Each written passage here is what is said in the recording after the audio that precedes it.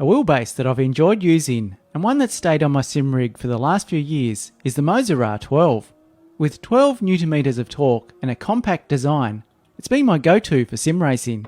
But now Moser's released the R12 V2, an updated version of their popular direct drive wheelbase. And in this video, we'll dive into what's changed, what's improved, and how the V2 stacks up against the original, the one that's earned its permanent spot on my rig. Let's start with a quick unboxing. As usual, Moser delivers great packaging. In the box we have the manual, stickers, a power cable, a USB cable, a power supply, mounting bolts and Allen key, and then wrapped in a nice protective cover, you'll find the R12 V2 wheelbase. So next to the original R12 base, they share the same size and similar appearance, with the first noticeable difference being the motor shaft's length, that's slightly shorter on the V2 by about 10mm. It still uses the same excellent quick release system that provides a solid connection with the steering wheel. The front of the wheelbase is also cleaner. It's now a one-piece design compared to the earlier version R12. We also see that it's been updated to include 4 M6 threaded holes, allowing for accessory attachment or potential front mounting options. The side features the Moser logo and a small engraved logo which is updated to V2, making it easy to identify which model you have. Moving to the top of the wheelbase, it still includes the 2 handy threaded holes for mounting a display. Underneath it uses the standard 4-point M6 bolt mounting pattern, so it's easy to install to most rigs or the Moser table clamp. The back is identical with the power switch, the power connection, USB, and all the ports for plugging in accessories like the pedals, a handbrake, a shifter, emergency stop, and the dash are all present.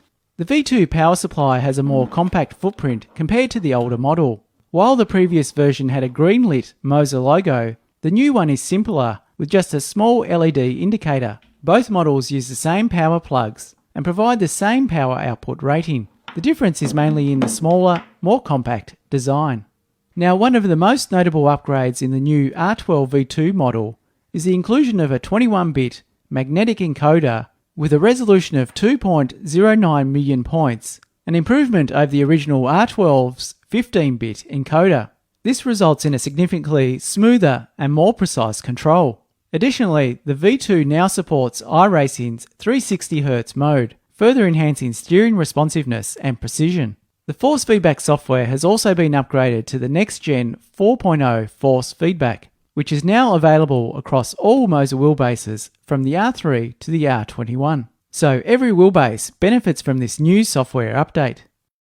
Within the Pithouse software, there's plenty of options for tuning your wheelbase. You can either start with one of the preset modes or dive into customizing individual settings. The interface is user-friendly, making it easy to dial in the feel you're after. Since force feedback is subjective, the ability to fine-tune each setting allows you to set up the driving experience to your personal preference. And of course, you can adjust settings on the fly using your mobile device. Another cool recent addition to the software is the integration of the AI coach. It analyzes your driving and provides personalized suggestions for improvement. I've really enjoyed using it and find the tips help me drive faster and improve lap times. Now, I wanted to run some tests and compare the two wheelbases by switching back and forth between them.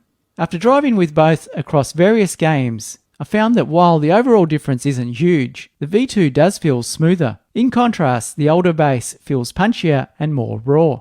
I used the same cars and tracks for consistency with both setups, and personally I found the default settings on the V2 a bit too smooth, so I fine-tuned it in the software to achieve a sharper feel.